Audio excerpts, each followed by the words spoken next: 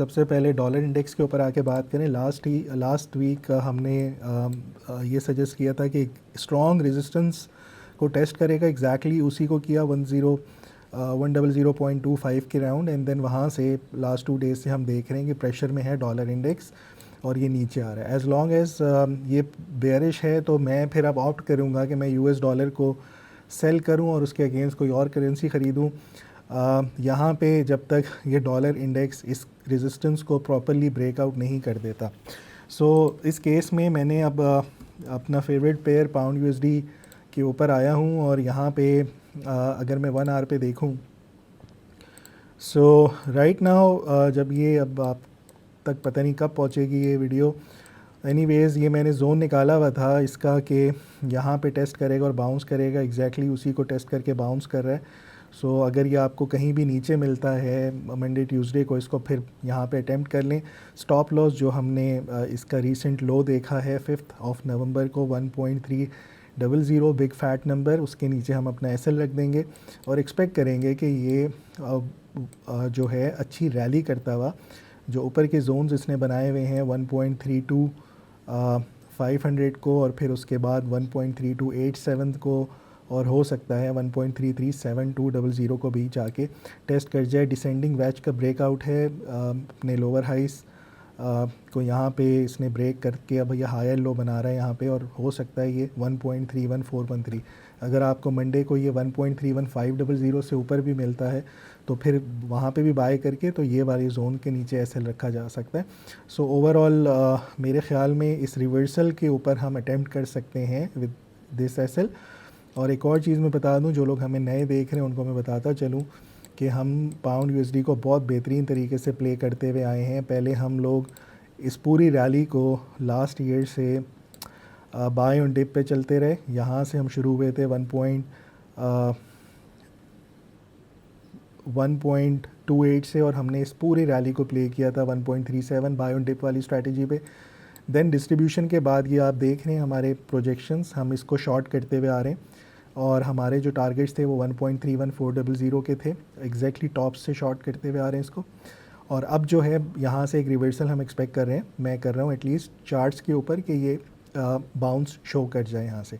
So overall मुझे लगता है कि इसको परफॉर्म करना चाहिए। काफ़ी ज़्यादा जो है इसमें बेयरिश रैली हो चुकी है। हमारे pound as compare to dollar index आपको बेहतर कुछ नज़र आ रहे हैं? कुछ आपके पॉइंट्स टेबल के ऊपर पाउंड की कोई बेहतर खबरें आना शुरू हुई हैं?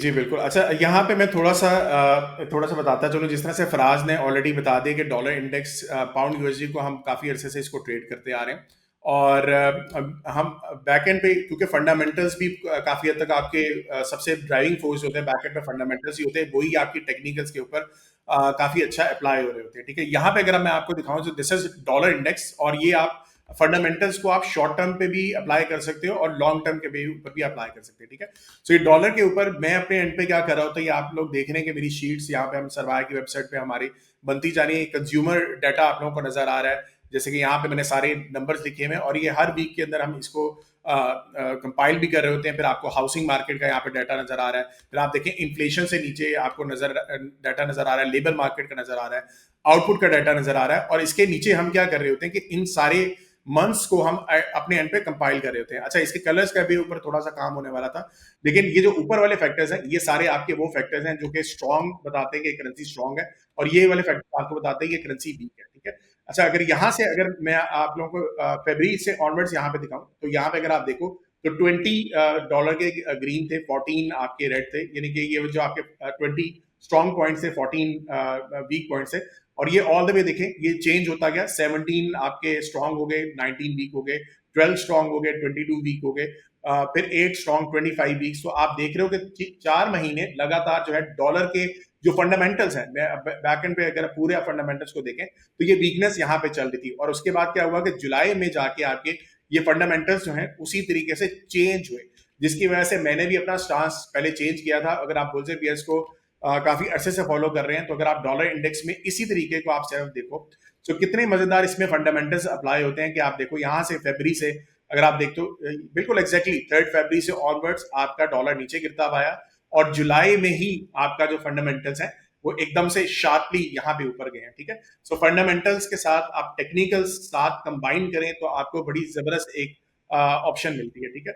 अच्छा, अब यहाँ पे हम आ जाते हैं, जिस तरह अभी फराज ने ऑलरेडी बता दिया कि यहाँ से थोड़ा सा ये नीचे आ सकता है, और इसकी रीजन एक ये भी बन सकती है, ये नीचे भी आ सकता है, ऊपर भी जा सकता है, दोनों सिचुएशन हो सकती हैं। उसकी रीजन ये है कि एक बहुत बड़ा मसला चल रहा है कि डॉलर अमेरिका का शटडाउन चल रहा है, जिसकी वजह से डाटा रिलीज नहीं हो पा रहा, ठीक है। और जब डाटा रिलीज नहीं होता तो हमें एक आइडिया नहीं मिलता कि क्या क्या सिनेरियो हमारा बन सकता है। नेक्स्ट वीक के अंदर एक सीपीआई का डाटा आपका आने वाला है अमेरिका का, तो सीपीआई का डाटा अगर वो नीचे आता है तो आपको डॉलर नीचे आते हुए नजर आएगा, वेडनेसडे वाले दिन आपका सीपीआई का डाटा आना है। और अगर वो डाटा ज्यादा आ जाता है तो आपको सीपीआई ऊपर अगेन ऊपर जाते हुए नजर आएगा, ठीक है। और अगर नीचे आता है तो आपकी मार्केट जो है उसी तरीके से परफॉर्म करेगी, ठीक है। अभी ये मार्केट का डाटा थोड़ा सा मैं कोरिलेट कर रहा है, अभी फराज आपको नैस्डैक के बारे में बता देते हैं मैं, लेकिन थोड़ा सा आपको एक्सप्लेन कर देता हूँ शॉर्टर टर्म के ऊपर भी। यहाँ पे अगर आप देखें पहले दिन यहाँ अगर आप देखेंगे ट्यूसडे वाले दिन मार्केट नीचे आई, वेनेसडे वाले दिन अगेन मार्केट ऊपर आई, और फिर वेनेसडे वाले दिन जो थर्सडे वाले दिन अगेन मार्केट आपको थोड़े से नीचे आते हुए नजर आ रही है। अब आप फंडामेंटल्स के अगर ऊपर आते हो, जिसमें हमेशा मैं बात करता होता हूँ कि आप फंडामेंटल्स को साथ हमेशा लेके चलें, तो ये तीनों दिन के अंदर आप देखोगे तो एक एक न्यूज आप लोगों को नजर आएगी जिसकी बेस के ऊपर मार्केट या गिरी थी, क्यों गिरी। अगर आप देखें मंडे की शाम को पीएमआई का नंबर बहुत नीचे आया, जो कि मैं एक्सपेक्ट कर रहा था कि थोड़ा ऊपर आएगा, ये नीचे आया, अगले दिन मार्केट नीचे आ गई। फिर अगेन ट्यूसडे की वेनेसडे की शाम में अगर आप देखेंगे वही डाटा आईएसएम का, यानी कि जो इंटरनेट जो आपके टेक्नोलॉजी कंपनीज होती हैं उसका डाटा बहुत बेहतरीन आया, और आपके जो एडीपी नंबर्स है थोड़े से बेहतर आए, ऑल्दो ये ज्यादा बेहतर होने चाहिए थे, लेकिन उसकी बेस के ऊपर मार्केट दोबारा ऊपर गई। एंड थर्ड डे आपके जो फेडरल रिजर्व बैंक के जितने भी मेंबर्स थे उनकी स्पीचेस थी। तो इन्होंने स्पीचेस में कहा कि हम आगे आने वाले दिसंबर में हो सकता है कि इंटरेस्ट रेट को बरकरार रखें या हम उसको नीचे नहीं करेंगे, तो ये हॉकिश स्टांस था। सो ये तीनों फंडामेंटल्स आप देखो कि आपकी डॉलर के इंडेक्स के ऊपर भी अप्लाई होने, and then your it is applying on stock market daily base के ऊपर भी और लॉन्गर टर्म के ऊपर भी। चले फराज, मैं थोड़ा सा टाइम ज्यादा ले गया हूँ, लेकिन आई होप थोड़ा सा लोगों को समझ आ जाए कि फंडामेंटल्स को आप टेक्निकली कैसे कंबाइन कर सकते हैं। सरमाया.com, जहां हर फैसला बने सरमाया।